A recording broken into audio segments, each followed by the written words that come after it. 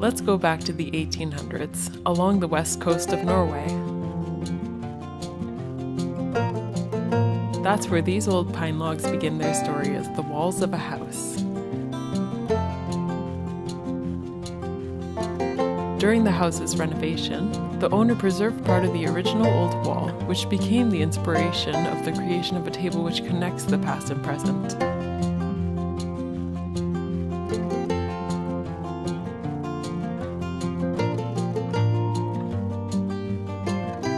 Today, in the renovated living room of the old house, stands a table with soul, symbolizing the history of many generations. You can find more detailed information in the description down below.